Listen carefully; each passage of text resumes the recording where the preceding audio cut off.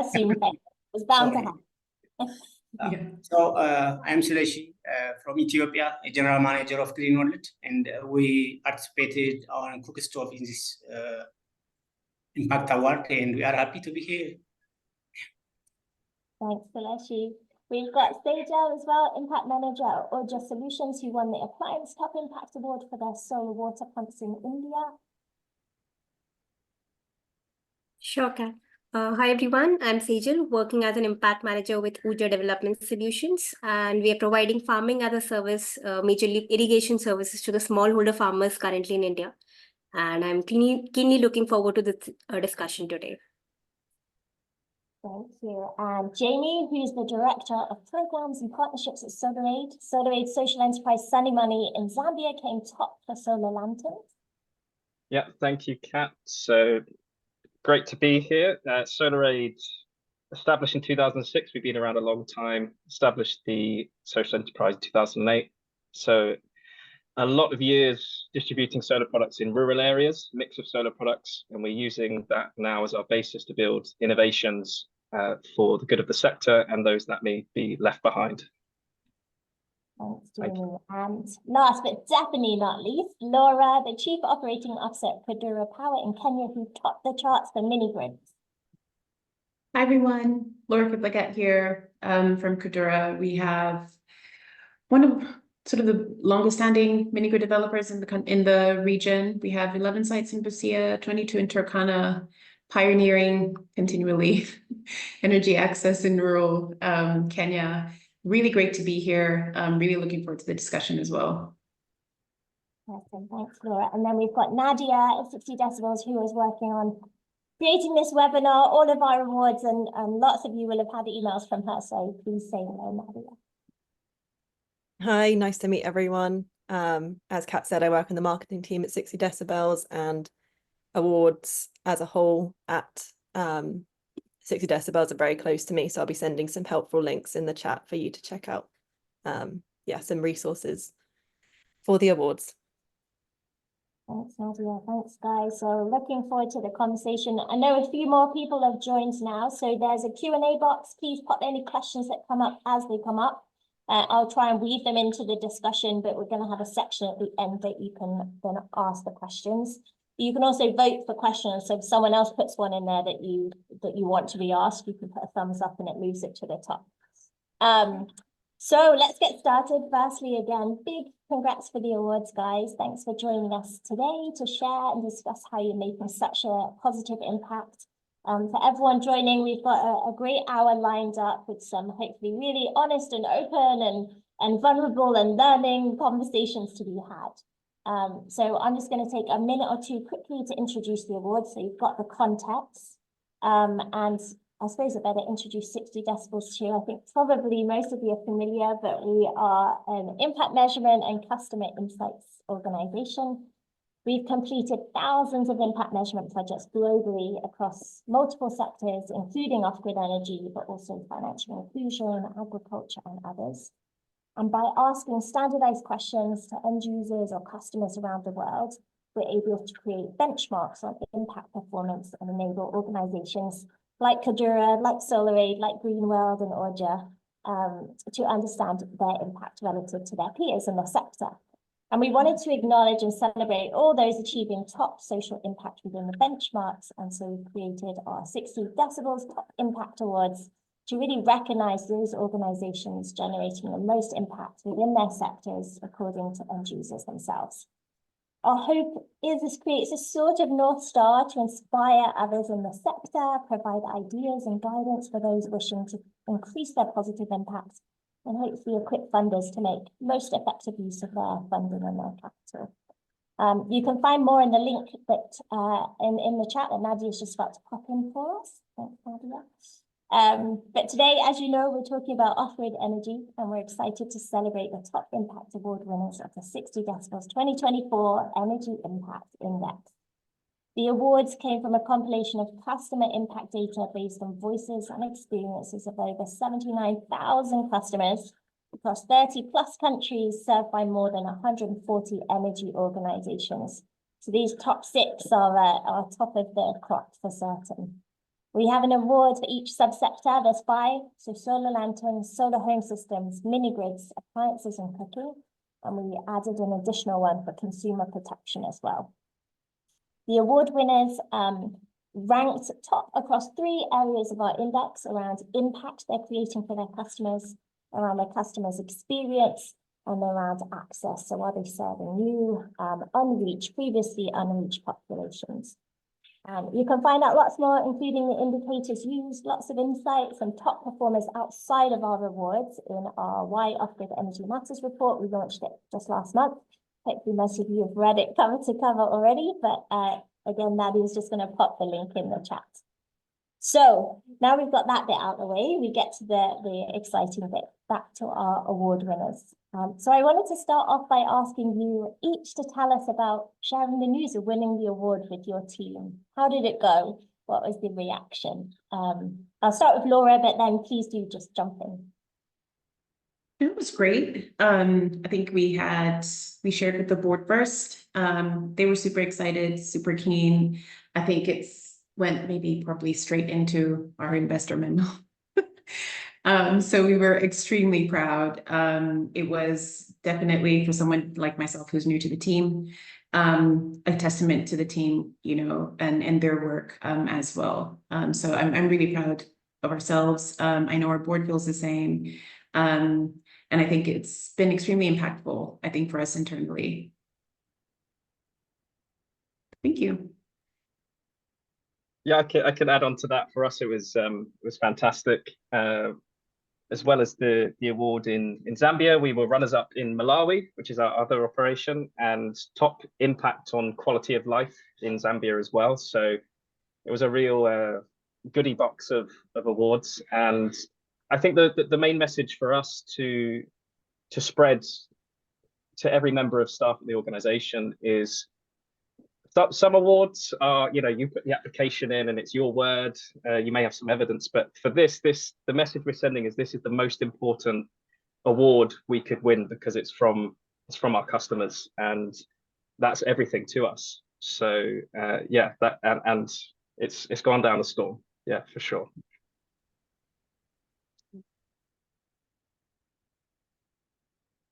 I'll add to what Laura and Jamie said that for us, so it was a very big news. So when we check our inbox in the morning and you get such a good news, it brightens up your day and you're like, oh, this is something that we have done. This is something we are waking up every day and putting all our efforts in. And like Jamie rightly said, that when these things are coming from your customers for whom you're actually working and making these products or making these services accessible, it means a lot. So we normally have a weekly meeting wherein all the team members get into a Zoom call and we discuss various matters. So this was one of the news that we shared with the team. And at the same time, we also shared this with our investors, with all our partners who have showed interest in us, who have showed that faith that we can provide these services or make it accessible to the community we are working for. And at the same time, we really thanked and passed on our wishes to our customers and operators who gave that feedback to you. So it's very important that whatever challenges or whatever good things that they have been able to experience because of services, they were able to share that openly and honestly with you, because it's a third party. We don't have any involvement whom you are going to contact. We just shared a list. So when that happens, it's truly that we are not influencing anyone. It's their own feedback that is coming for our services. So yeah, it was a very big and great news for all of us here as well. Yes. Yeah, it's almost same, but from Grean World, from Ethiopia, our experience, we participated in different case studies internationally, and we are not expecting it to be done without interviewing Grean World teams, or it is, as Tajia put it, it is from the customers, not from the head office or from the stakeholders, but it is really from the customers. And the important thing, especially for Grean World, we haven't any experience to put calculated impact. We just collect feedback. Yeah, we know we collect feedback, and we know our customers love our product. We know we are impacting, but it is not in such a way. And to see such calculated impact is a huge move for Grean World, and thank you for 60 decibel. Yeah. It is very helpful, and to see such a report, including Grean World in that report is very happy. Yeah, we are happy now. Yes. Thank you. Thanks, guys. I loved hearing those stories. The focus on your customers and how meaningful that is, being so important. Just great to hear. And Mariama, your question is exactly what we're getting to, so this is the fun news. I think you may have all touched on what some of the elements of your answer to the big question that this webinar is all about. And I know that everyone's really geared up to hear this. Why do you think your organizations are having such high impact? What do you think contributed to you ranking the highest in our impact index? Please feel free to jump in and chat to each other. Thank you. I was at the end and I can first now. So actually in our case, in Grean World, we do really in off-grid areas. Here's my sister from Kenya and she can understand what rural areas mean. So rural areas mean there is no infrastructure, including the road. So going there and making an impact was good for us, but our way is somehow different. We just selected the real impacted people, which is due to their geographical location. They lost all the important things, all the important infrastructures because they settled somewhere in geography. So we just going there, we just trained them, and the way we approached them is somehow helped us to make the impact because we haven't selected anyone that have the chance to access energy options. We going there. We just trained them how to use our product, not only to use the product, but to how to sell our product. We just trained them to use our product, and we just make them our sales agent. And we trained them how to make sales, and we trained them how to make money from each solars and each stoves they sell. And due to that, we just make the real beneficiaries our marketing outlet. Every customer can make 2 or 3 stoves or solar sales, and they just cover their products cost from the commissions they get from that. So we just make them our marketing outlet, and that helped us. And we took this experience from the digital, but you will be surprised how we make that. In the digital marketing, you know that maybe Amazon or Alibaba, make any customer as a part, as a decision maker or as a participant in buying or using some product. So we just adopted it physically. We just avail our products there in the village. But in our case, our customer in Amazon or in Alibaba, you don't know who will bring your product. You don't know who will fix your product. But in our case, the family member of that village can make the delivery of the product and the installation and other after-sales service maintenance. So we are the trusted company in rural villages, and that helped us to make the impact. Thank you. Love it. Better than Amazon. Hashtag better than Amazon. I think people would love to hear what sets you apart from other companies. Tell us more. Sejal, I think you're just about to chat. Sure, Kit. So I believe what differentiates us is the business model which we are trying to bring in through our pay-per-use services. So we believe that access to clean energy is a critical challenge when we are talking about the community we are working with. These are smallholder farmers who cannot go for these difficult financing options or unreliable financing options, I would say. So when we provide these services on pay-per-use basis, it makes it accessible for them. And since we are providing it on a very affordable basis to them, which makes it more reliable for them to continue using these services. So that's one critical factor that we believe is helping us achieve the vision and mission with which we started the organization. Second most important thing that we believe has worked for us are the processes that we follow. the processes that we follow to select our sites, to select our customers who would want to engage and make that behavioral change in their own consumption pattern, because you're making them the most important livelihood factor for them is agriculture, right? And irrigation is around 30% of their activity of that. So we are just trying to push them to make that transition from using a fossil fuel to clean energy. So they are showing that willingness to make that change happen. So that the processes that we follow with the continuous motivations and behavioral changes that we try to bring in them, the internal impact assessments that we do, that gives us an understanding of where we are, what we are doing right, what we are doing wrong. So what are the corrective measures or action points that we need to take? The feedback that we get customers, because our field team is currently in the field right now when I'm even talking in this webinar. So they are getting those feedbacks from the customers. So that's the whole chain that we follow to make our services more reliable, more accessible, more affordable, and most importantly, in line with what's going on.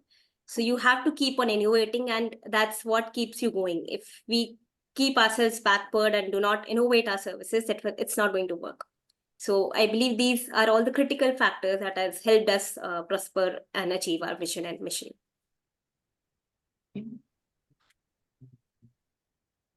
Maybe I can jump in. I think for Kudura, I think we're quite similar to Oorja and Seleshi.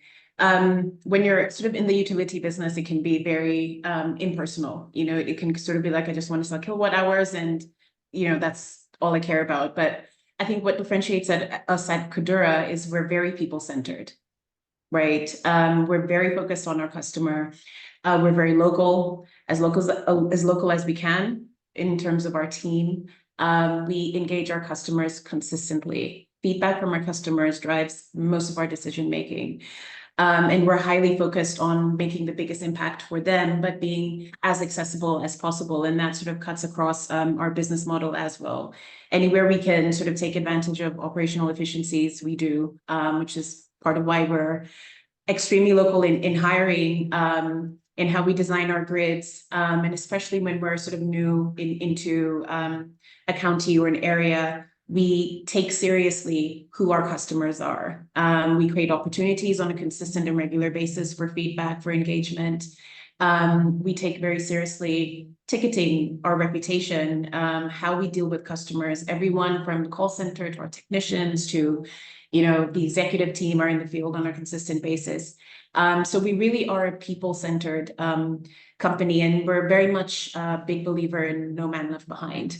You know, so we don't necessarily look at our customer base purely as, you know, sort of revenue generation, but I think we understand quite deeply the necessity of energy access, what we're making possible, and the impact that I know we're having long-term on development.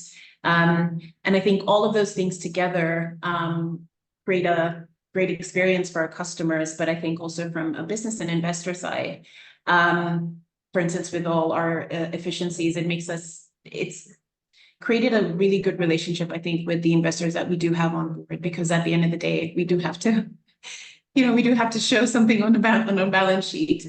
But I think all of that together has really differentiated us, not necessarily from the competition, but as a company for our customers specifically as well. Yeah, really love that. And I think there's some really nice themes from everyone that really resonate with us as well. We're certainly the geographical area is a key focus of ours. Deep rural areas, last mile areas where others may not be able to reach, and it's people focused. You know, we've been in Zambia for a long time, and awareness raising absolutely critical to our model. We don't just want to turn up and say, hey, buy this. You know, we need to explain what this is, what the benefit is, how it can be utilized to impact people's lives. So the geographical focus, and then localizing services, local entrepreneurs being able to sell products and create a business for themselves is number one for us. I think the second for us is product mix. We want customers to choose what they purchase or what they are able to purchase. So we sell home systems as well, but we won the Lantern Awards because customers love lanterns. And to give a plug to 60 Decibel's most recent report, you can see the impact that that lanterns have beyond anything else. They really are transformational. So customers choose and love these products, and the feedback shows that. And we place a really high importance on customer service, and particularly local customer service. So we're really pushing, building our next phase of our repair program to offer it locally through the sales agents, through the third-party repair shops that exist in these communities. And then it's also checking in on impact. So we've had multiple studies with 60 decibels, and from one to the other, not everything, but the general trend is better each time, because we take it really seriously. So yeah, they're the reasons, and it's really nice to see the themes run throughout all of the winners. Yeah, really great. Yeah, same. It sounds like there's a really strong component around local connection and ownership and interaction in terms of teams and how they interact with your end users. There's a massive focus on customer centricity that I can hear coming through all of what you're talking about. I'm going to hazard a guess anyone in this call also has that kind of approach, so we may be speaking to the converted.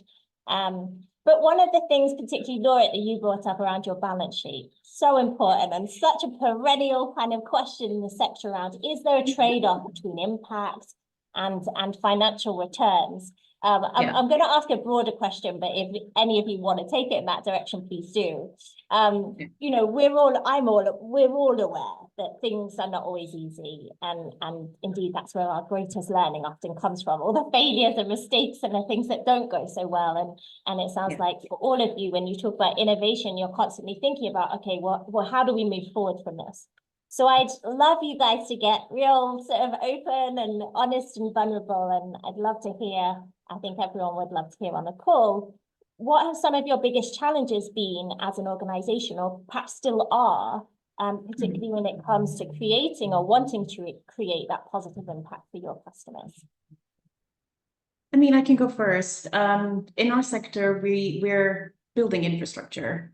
So from a financial perspective, it's been a challenge across the sector. I don't think that's in any way, shape, or form unique to Kudura. So we're consistently having to make the case for investment and make the case for this sort of development from governments, from investors as well. And rightly to your point, we're always balancing that against impact, you know, because sort of electricity or energy is sort of like the first catalyst for development. And you kind of, we play a very important part, but very sort of salient part in the development of communities, especially rural communities. I think in terms of the challenges, that's been the biggest one from investors specifically. It's the understanding of sort of the horizon for, you know, sort of returns and what it means to invest in the sector. I do sort of give a lot of credit to some of the investors who sort of been stuck in the mud and held the whole sector's hand, you know, the GMGs and the like, who've really been a huge supporter to the developers, the sector, lobbying. They've been a great partner to have. But I mean, over and beyond that, I mean, we are dealing with BOP customers. And at the end of the day, we can't solve poverty. I mean, as a COO, that tends to be the KPI, and I'm still praying for a solution, so feel free to drop it in the chat. But it's been a sort of interesting problem to sort of navigate. I think awareness is growing across governments in the regulatory environment. There have been huge challenges, but I think in Kenya specifically, I do have to give credit to lobbyists, investors who really push the development of the sector. At the same time, we've had to sort of make changes in our business model to sort of accommodate investors. We've gone from a very high touch on the field, you know, model to being a bit more remote, but creating more consistent, you know, opportunities for us to engage with our communities.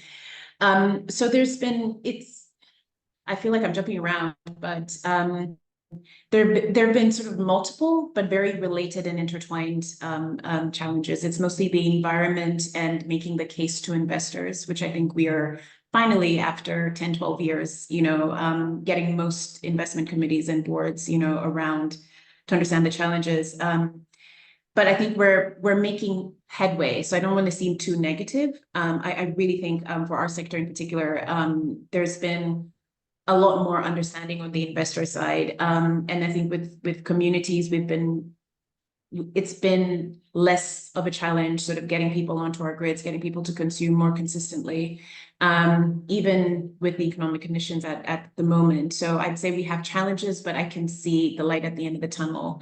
And I wouldn't want to sort of focus too much on the doom and gloom, because I think working in the sector, all of us could, vent for hours. But there's definitely a way forward, and I think it's positive for us. That's really great.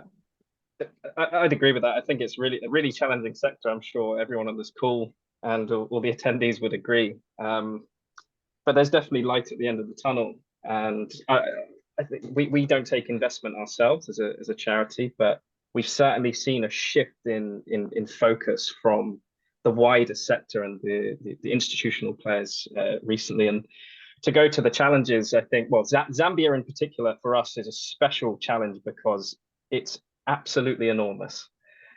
And the population is so sparse. So I think Malawi, our other operations, about 200 people per square mile. Zambia is about 10 or 15.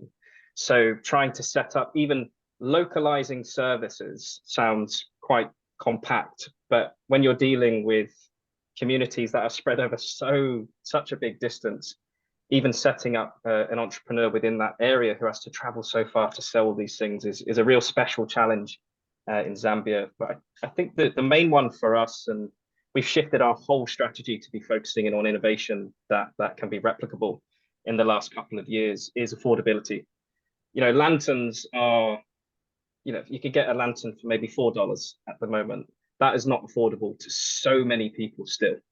So we need to have the financing mechanisms to deliver affordable products at scale, and not assume that, say, a subsidized pay-as-you-go home system is enough, because at the moment it's not quite there. So we're really pushing to test other models such as energy as a service, to see what we can do. And we're getting some real traction with institutional players, but impact on the ground as well, and partners across the sector joining. And then just to add one more, which we're really pushing now as well with partners such as 60 Decibels will be with us, hopefully in a few months, is repair. So in sub-Saharan Africa, about 75% of products are estimated to be non-functioning.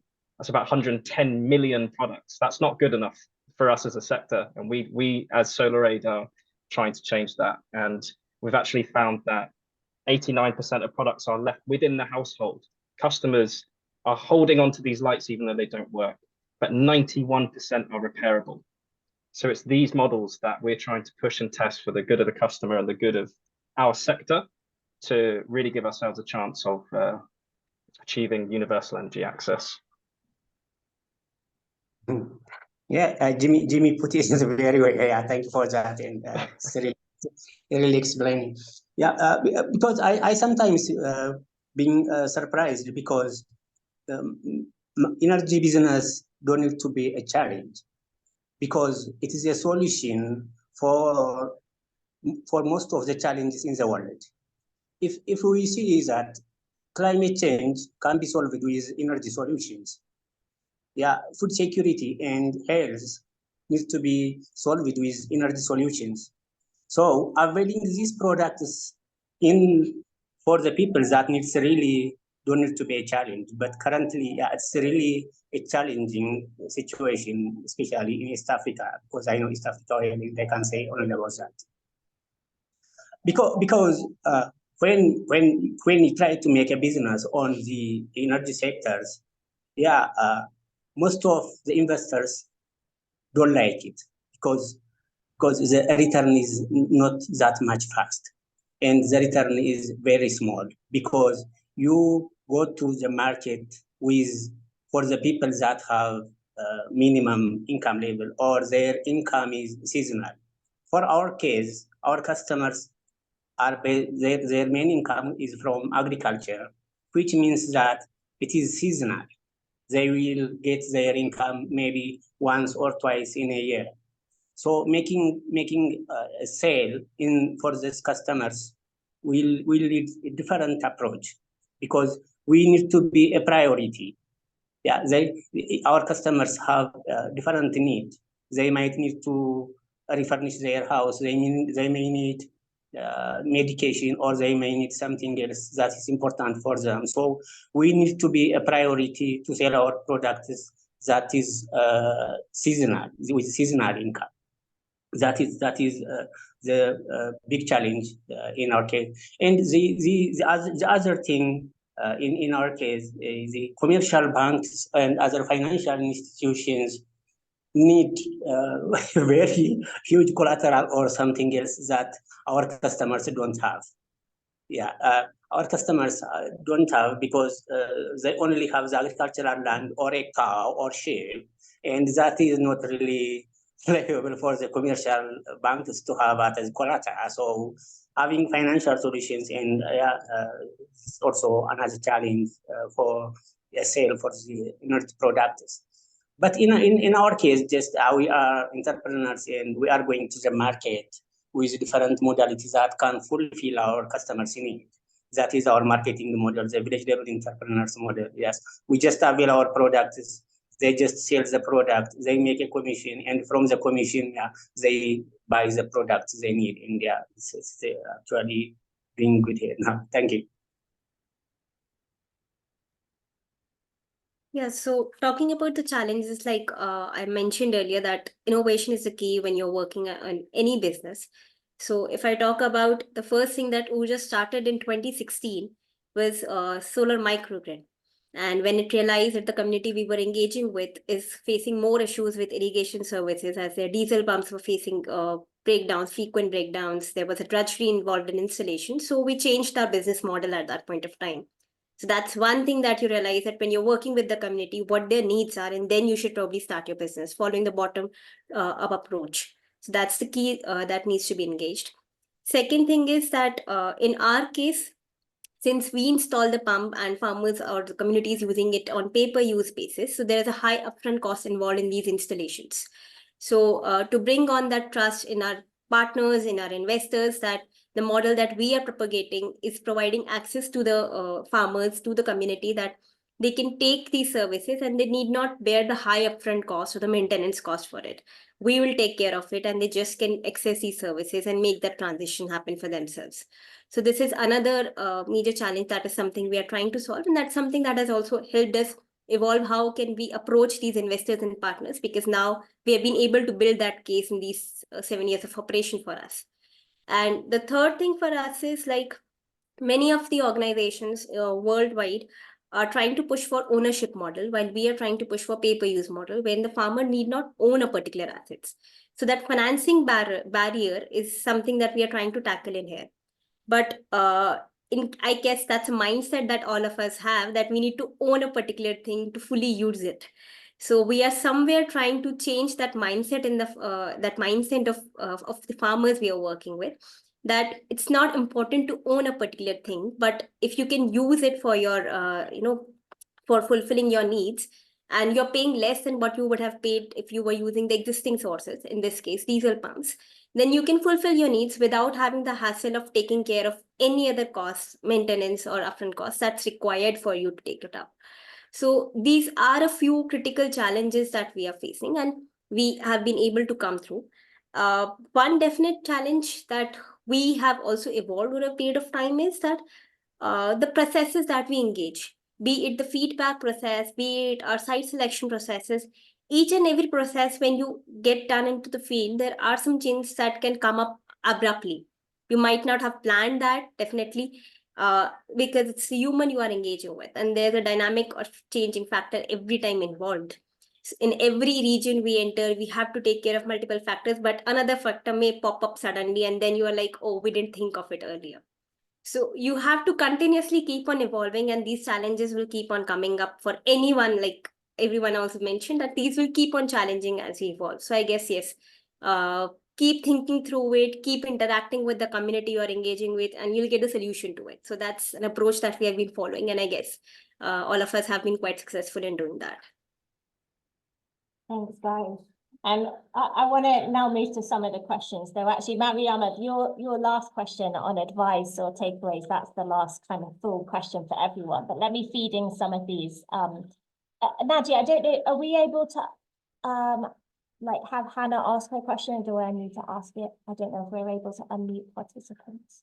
I can send a request if Hannah is okay to come on. Hannah, if you'd like to ask your question just so we hear your voice, or you can tell me to read it out if that's better. Might be quicker actually.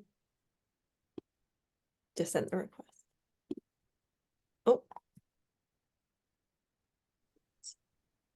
Hello, so I'm Hannah Mottram. I'm a senior research analyst at the Energy Saving Trust, and something we're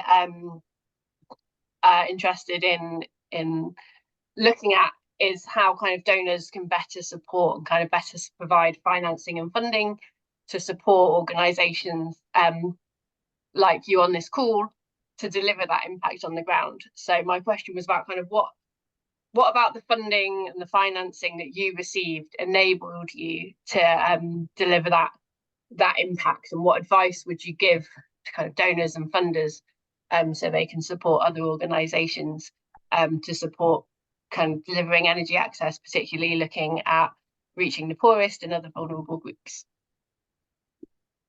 I have two immediate answers there in terms of grants, because I feel like I said, we don't take investment. I would say don't follow the crowd. There's certain trends that become really popular. Ownership, like was just discussed there, for example. You know, a lot of funds recent years go towards home systems as the solution, because that's what we think is the right way to go. They're fantastic, don't get me wrong, but there are other things, or it will go just towards, you have to show a profit within this program. These solutions need testing, they need piloting. We'll get things wrong, but we need the ability to be able to do that, to come up with a solution that could then be scaled and then be replicated. So I think it's flexibility and being open to new ideas. Yeah, absolutely agree with Jamie. Sort of same here, in terms of support. Most of the funding that we have in our sector is RBF, which is great when we have no money and need to get assets on the ground. But there's very little in the ways of support post the connection with the customer, right? So we're incentivized to connect thousands and thousands and thousands of customers, and with very little regard. And I think it's not necessarily a fault of the developer or the donor, but not much regard for the quality of the customers, not much regard for the overhead or the operational cost of maintaining 5,000 customers. And I think we definitely are in need in our sector, specifically, but I see a lot of heads nodding, so we're not alone. But we're very much in need of post like RBF financing. How do we now manage those customers? What does that look like post financing once we have these people on board? I think that can look like tariff subsidies in our sector specifically, and that goes very long ways towards affordability and sustaining the access and also sustaining the business and our sort of bottom line. I think that's the first one for me. I think the second one is probably in our sector more demand side support. And I think my perspective on that is electricity is not necessarily a product in and of itself. We catalyze other processes and catalyze other businesses, but you can sit in a room with power and do nothing with it. So I think one thing that we do need to sort of take more seriously is energy access is very much dependent on the other side of what happens once you have power in the business, and not so much on a small scale productive energy use perspective. It's supporting policies that incentivize rural communities and other agencies to add more assets. Electricity is very much harmonious with education, with agriculture, with healthcare. We have actors like the World Bank in the sector, but they have little silos of different pockets of money, all of which require energy, you know, so health sectors don't develop, they only develop to the same extent that the infrastructure in the area is developed. So I think there's a lot of re-rationalization in terms of development financing that I think would be absolutely impactful for all of those sectors together, and could really transform in a very short time if you consider SDGs. Or rather the time we have to achieve them, it really could shorten the time, that we need to meet some of these goals, and increase profitability and sustainability for all the actors involved. So that would be my contribution. Yeah, Laura, thank you. Yeah, you are in Kenya, and yes, similar for Ethiopia. Because currently all the funds are going with result-based financing modality, and as Laura put it, to make the big impact, yeah, it needs capital, it needs finance, it needs money from the enterprises, it needs money from us. So going there, as you saw on the report, yeah, it is access is the first the criteria for this impact. And first access means, yeah, convincing and makes them have the product that for the first time needs a lot of effort. Yeah, putting a lot of effort, putting our money there that might not be returned back is a bit challenging for us. And the second thing, in the case of RBF, it is time taking by itself.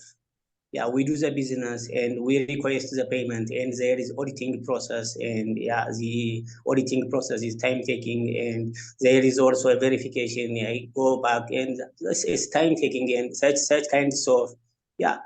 I don't mean that it is not helpful, but it is really helpful. But it is taking a bit longer time to make our impact. And energy is important, as we know, and it needs to be done if it needs to be done today, because we are availing light, or we are availing a cooking solution for the rural woman. And when we avail our products there, they are minimizing lots of impacts, the environmental impact, the health impact, the education. And I said before, these energy solutions are very helpful for a real change. That's the change we need to see in the world. But the modality of the funding coming is a bit challenging for, especially if I say in Ethiopia, financiers don't come here. It's only because our financial policy is also difficult, and we don't have any way to pay back with foreign currency. So we are only waiting to have the fund with the result based, or we are doing it with only the local money, and yeah, it needs to be a little bit improvement. Yeah, thank you. Thanks, guys. Okay, we've got a few more questions coming up, so I want to make sure we have time. I'm going to come to you, Sejal, for this, but Hannah, thank you for that question. Dan, if you're up for asking your question, or I can just ask it. I think Nabi's going to send you an invitation to ask. And then we'll come to you in a second, Candice, as well. Hey, Dan. Hello.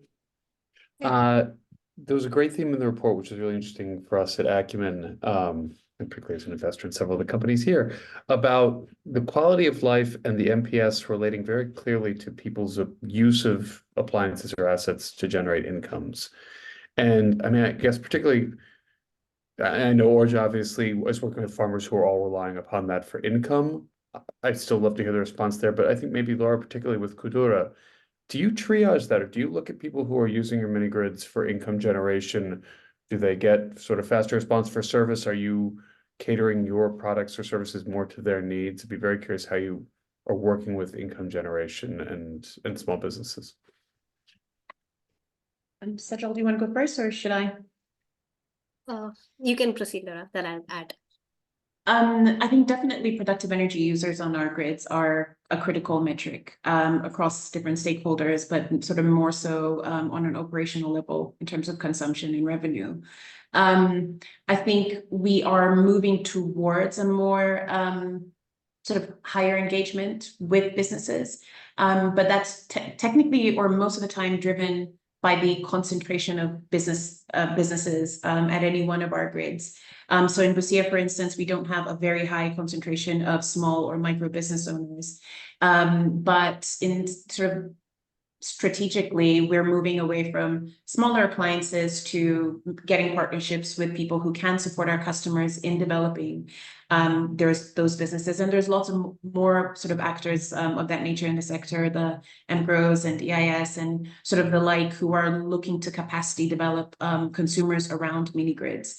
And I think there's a lot more available to us from a sustainability perspective, because we're not having to sort of be very top heavy or cover the overhead of engagement and capacity development and demand generation on that end. So I wouldn't say they get necessarily preferential treatment, but I said the direction that we're going with productive energy use will target them very specifically and very directly. I think overall, we try to maintain high responsiveness to all customers and technical issues. And we haven't as yet had any appliances or businesses that have required sort of a sort of more dedicated approach. I think that will probably change in Turkana, where we have like 2,500 businesses with 16,000 connections. So that will sort of augment how we deal with businesses, particularly in much higher consumption customers. But as currently, not so much. I think I see that more in like the next year or 2 years. Thanks, Laura. So in Oorja's case, I'll just add, Daniel. So we are not promoting any sort of entrepreneurship through our services. It's a purely pay-per-use service. So while we are talking about these services, what we are trying to push farmers is that we know in case like based on our earlier assessments or when we started these services, around 30% of the irrigation cost of the agricultural cost comes from irrigation. So what we are trying to push farmers is that whatever cost you're incurring right now, you can get it reduced if you make the transition of using our services instead of diesel. So we're trying to bring in that cost for them. At the same time, when we make these services accessible to them, it gives an year-round service to them. So for example, earlier the farmers who were doing only 2 cropping seasons, because 3rd cropping season was not feasible to them due to low level of groundwater, specifically summer, I would say. Now, since we have installed these pumps are available for the year-round services, so they can access water and go for a 3rd cropping season as well. So we are taking into their business need, if you're like you mentioned.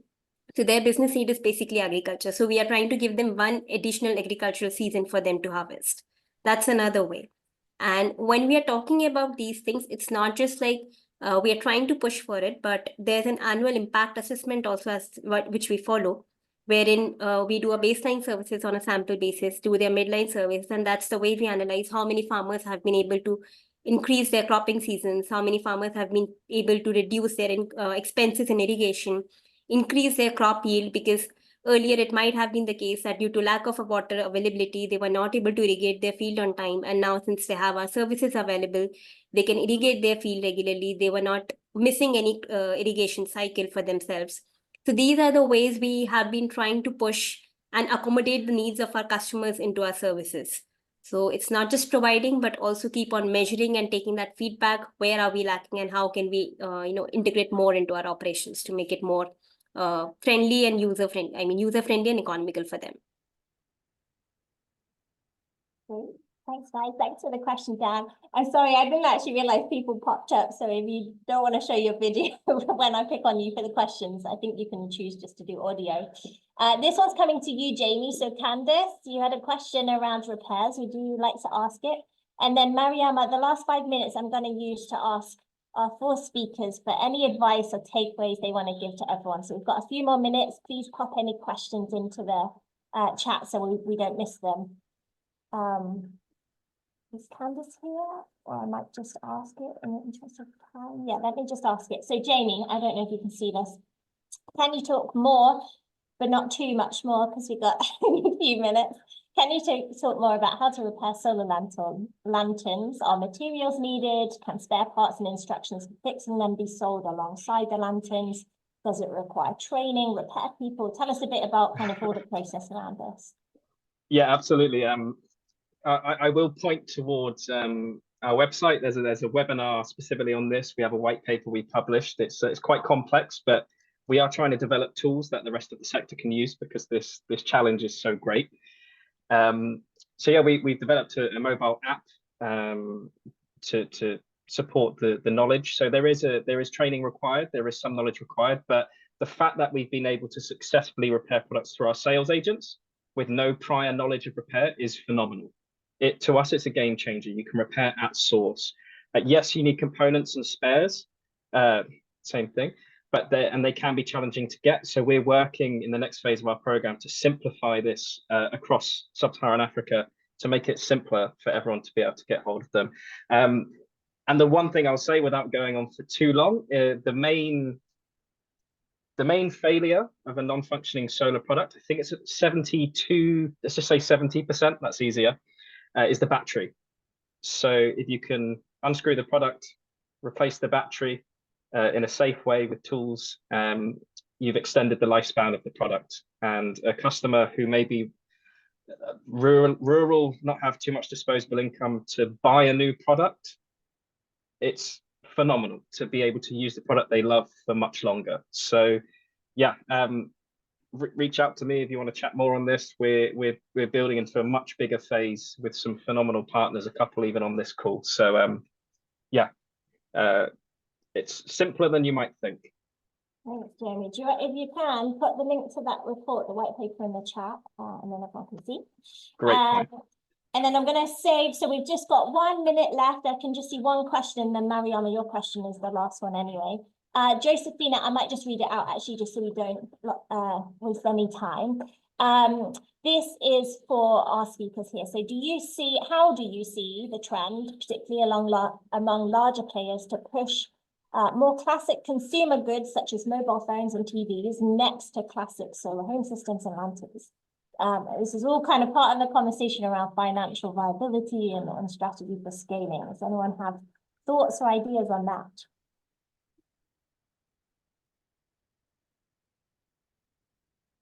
Maybe I'd speak for the mini-grid sector. I think there's definitely an interest in appliance financing and sort of diversifying the kind of products that are available to customers. And to Sejal's point, choice is important for our customer base. And I think the more variety and the more sort of flexible and responsive that we are in meeting a customer need, the higher the chances of success.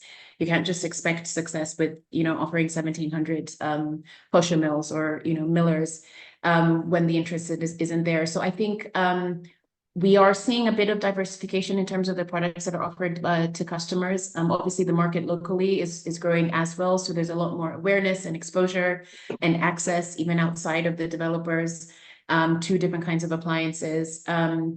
And I do see a bit more flexibility in terms of the grants that are available for appliance financing specifically, that will offer financing for TVs, and not just pressure cookers and, mills and sort of these more agricultural focused or clean cooking focused products.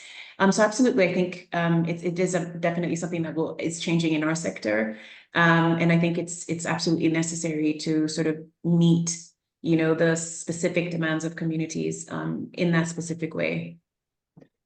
Yeah, to add to that, in plug and play systems, we certainly we sell televisions ourselves. It's quite low because we work in high poverty areas. We're in a community looking for a location for our energy as a service pilot in Zambia this week, and everyone saying we want televisions. We want all of these appliances for the household. Absolutely, but affordability is the challenge. But once we've set up the most suitable model and the distribution network, which is really the challenge we face, right? It's how do we set up these sustainable networks? Products can keep coming. Off-grid solar is incredible. It can power a lot of things. So let's set up these networks, have the right models, and then as customers grow, saving money, can purchase more products, better financing mechanisms. There's really no limit in what this technology can do. So yeah, that's what I say there. Thanks, Jamie. We've got a great question from Ulrich at Gogler. So Jamie and Sejal particularly, please do get back to Ulrich, who's leading a consumer experience piece of work for the solar lantern appliance sector. But I want to make sure we get to our last question. So we only have a few minutes left. So please do keep it short and sweet. There's so much for us all to learn. We could have been chatting for many more hours. So thank you everyone for joining, for your questions, and particularly to our speakers. But a final one from me and an action for all of us. What could other organizations learn from what you're doing? Or what advice could you give to energy companies looking to improve their social impact? Feels like a nice one to end on. Customer first.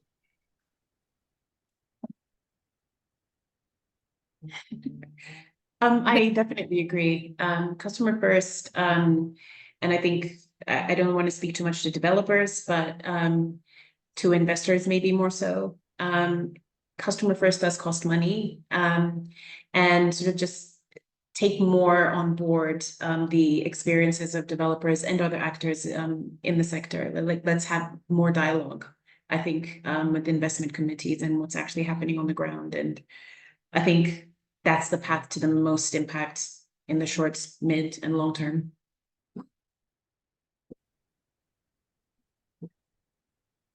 I guess most important advice would be in this case, like customer first is definitely like Laura and Jamie said, but at the same time, I feel that whatever impact that we are trying to create should also be communicated to the customers, to all the stakeholders who have invested their energies, who have showed trust and faith in our services. So as we say, data is the new king or queen, if you want to say. So whatever impact we are trying to create in the lives of people, that needs to come. That needs to be shown to those customers itself, because that will bring in the trust in the services we are trying to impart them. Because many a times customers are not able to quantify the services or quantify the benefits that they're able to get. So that's one of the critical thing that we have learned, that unless you are able to tell them that this is the exact number and quantity or exact quantitative figure, that this is how your life can be improved. You have been able to save this much by making this transition. You'll be able to get their trust and faith more.